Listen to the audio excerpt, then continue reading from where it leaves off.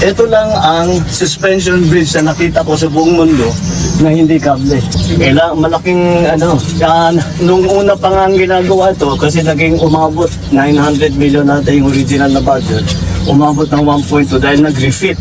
Bakit nag-refit? Nung nagko-construction pa lang may nakita na gumagalaw na mahina.